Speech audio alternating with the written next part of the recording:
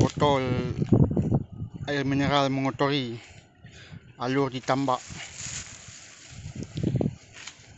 Masa kecil saya tidak ada sampah-sampah seperti ini, air pasang bersih. Tapi sekarang penuh sampah, sangat kotor airnya. Itu lagi sampah juga. Padahal dulu air pasang saat saya kecil ni bisa mandi ni. Ini kayaknya kita takut mandi ni, gatal. Ini sampah lagi ni. Sampah air mineral. Entah kapan ini berakhir. Ini lagi.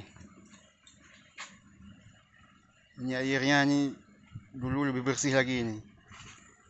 Ini lagi sampah ni.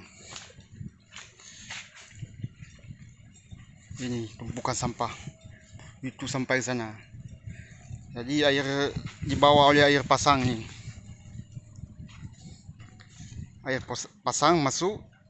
Jadi sampah yang dibuang ke sungai didorong lagi masuk ke alur-alur sungai-sungai ditambak. Akhirnya beginilah jadinya. Ini.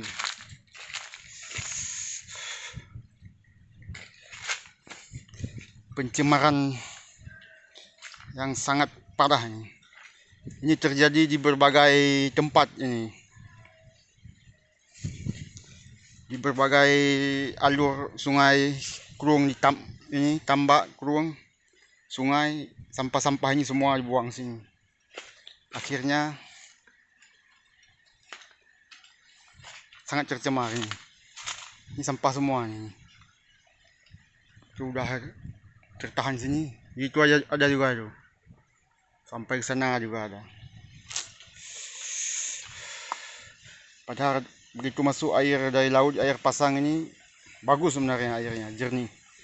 Tapi karena sampah dibuang, didorong lagi ke sini, masuk ke sungai, ke alur, akhirnya tercemar.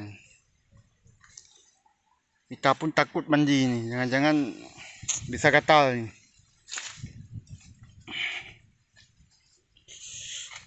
Kita rindu masa kecil ni tidak ada botol air mineral, air bersih, air biru, begitu air pasang. Jadi mandinya pun enak ya. Tapi masa-masa kecil itu kayaknya tidak bisa lagi kita nikmati ini. Sampah semua.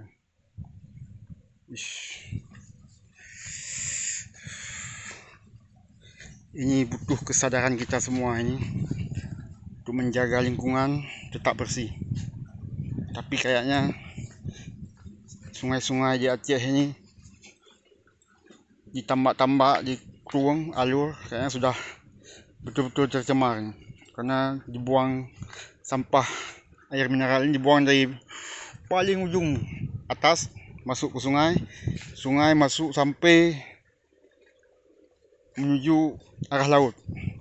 Jadi laut nanti mendorong lagi air pasang masuk lagi ke sungai-sungai kecil ditambak sampailah ke sini. Ini sungai sana juga banyak sampah. Sana pokoknya semua sungai itu ditambak penuh dengan sampah. Sampah air mineral. Kayaknya ini butuh waktu mungkin puluhan tahun ini tidak akan terurai. Ya, apa boleh buat. Beginilah keadaan di negeri kita,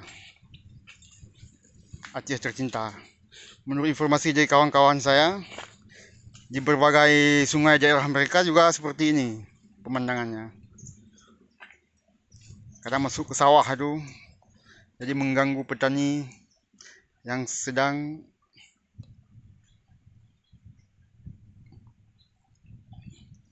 butuh air ya untuk masuk ke sawah. Akhirnya sampah-sampah juga masuk dan tersendat ini. Ya. Demikian. Semoga lain kali, entah kapan ini tidak akan pernah bersih ini kayaknya. Dari bentuk sampah kayaknya ini udah lama nih. Masuk yang lama, masuk yang baru. akhirnya bertumpuk seperti ini.